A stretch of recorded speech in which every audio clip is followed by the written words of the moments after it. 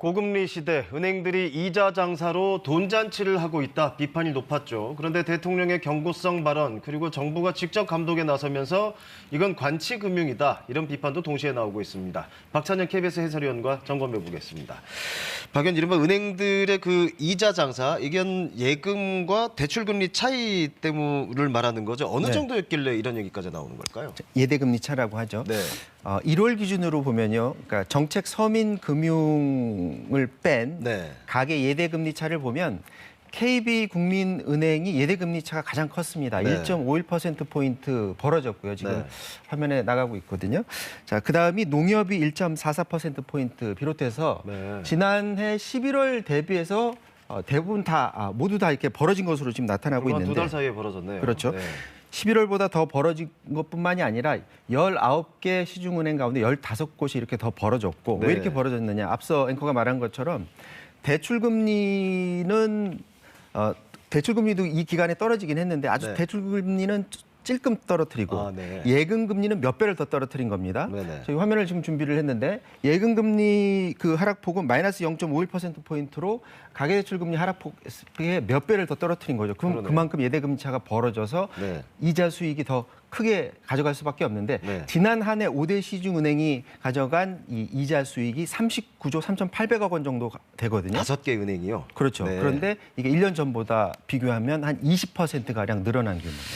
그런데 이제 은행 입장에서 받는 이자가 주는 이자보다 많다. 뭐 이렇게 어떻게 보면 늘 있었던 일이기도 한데 최근에 이렇게 국민들 공분이 커지게 된 돈잔치란 말까지 나오게 된 이유는 뭘까요? 사실은 이제 그렇게 돼서는 안 되죠. 그러니까 대출금리하고 예금금리가 비슷한 흐름을 가야 되는데 이렇게 벌려서는 사실은 소비자들한테 불리한 거죠.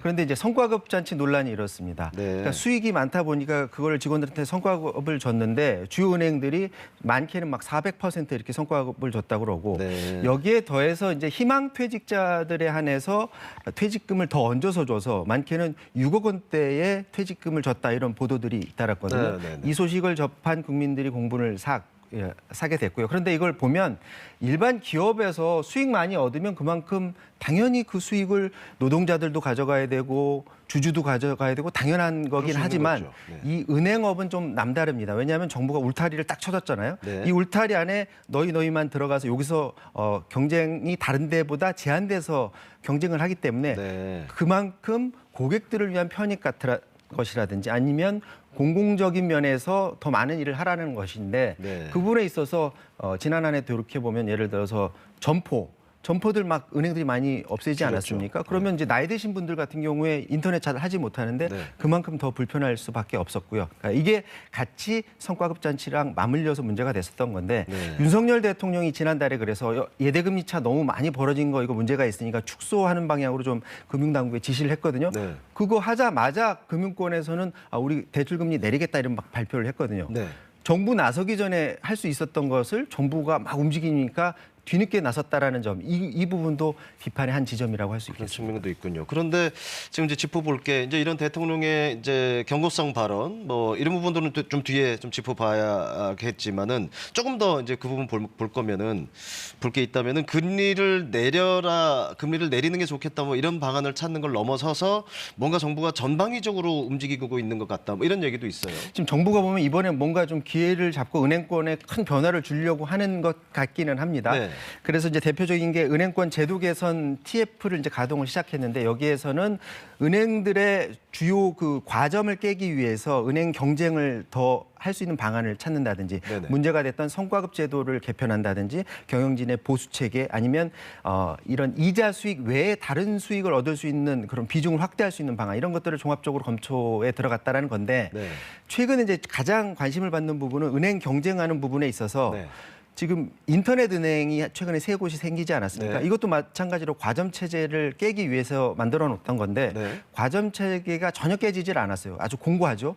그렇다면 인터넷 은행 같은 거 몇 개 더 생긴다고 해서 이 체제에 아마 흔들리질 않을 거고요.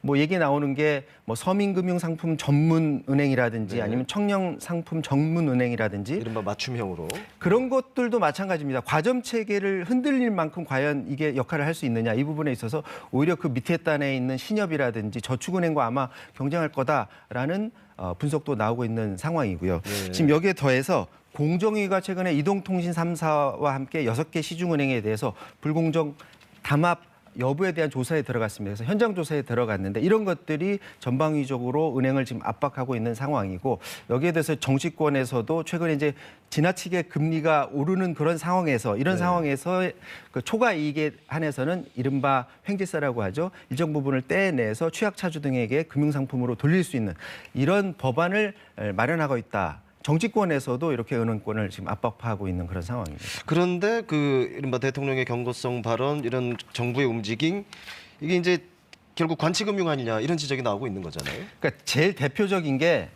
금리 올려라 금리 내려라 이걸 지금 정부가 지금 하고 있다라는 비판입니다. 결국 시장에서 정리가 돼야 되는 건데. 그렇죠. 네. 그러니까 돌이켜 보면은 은행이 해야 될 일을 지금 계속해서 정부가 가이드라인을 자꾸 주고 있는 부분에 있어서 지금 비판을 받고 있는 건데 네. 지금의 예대금리 차가 벌어졌다라고 해서 정부에서 지금 금융권을 비판을 하고 있는데 오히려 지난해 하반기를 보면 정부가 이 역할을 했어요. 네. 그러니까 지난해 10월에 레고랜드 사태 때 그렇죠. 기억나시죠? 그때 회사채 시장에 큰 혼란이 있었습니다. 네. 회사채 금리를 올려도 잘 안 팔리다 보니까 은행도 채권을 발행하면 은행이 더 인기가 많거든요. 네. 은행들을 상대로 해서 은행채 발급 자제하라 막 정부가 그렇게 얘기를 했습니다. 네. 은행들은 그럼 자금을 마련을 어떻게 했느냐. 예금 금리를 높여서 4%대에서 5%대로 높여버렸거든요. 네. 그래서 굉장히 인기를 많이 받았는데 이때도 마찬가지로 금융위원장이 나서서 지나치게 자금 확보 경쟁하는 것이 시장 교란한다. 네. 예금 금리 인상 자제하라 올리지 이런 말을 마라. 했습니다. 네, 네. 그러니까 금리가 다시 4%대로 내려갔어요. 대출 금리는 올라가는데 은행 금리는 정부가 나서서 이제 끌어내리는 예금 금리는? 네. 벌리는 역할을 그 역할을 정부가 해놓고서 지금 일방적으로 과연 은행들을 비판할 수 있느냐라는 그런 지적이 있고요. 여기에 대해서 최근에는 지금 낙하산 인사 논란도 일었었는데 뭐냐면 금융지주 회사 그 회장 3명이 교체가 됐는데 이 중에 2명이 관료 출신이었다는 겁니다. 그중에 뭐 예를 들어서 임종용 전 금융위원장 같은 경우에는 우리 금융지주 회장으로 내정이 됐는데 이 과정도 마찬가지로 금감원이 전 그 회장에 대해서 문책성 경고를 했고 또 금감 원장이 그 연임 의사가 있는 전 회장에 대해서 부정적 발언을 하는 것들 이런 것들이 새로 그 관료 출신이 자리를 잡는 데에서 역할을 한 것 아니냐 그런 비판의 목소리도 있거든요. 그러니까 그동안에 이 관료 출신들이 금융권에 지금 현재도 지금 되게 많이 나가 있습니다. 그러면 그 사람들이 이 금융 산업을 발전을 시켰느냐 그걸 한번 되돌아볼 필요가 있다고 보여집니다. 네, 알겠습니다. 오늘 여기까지 듣겠습니다. 박찬영 해설위원이었습니다.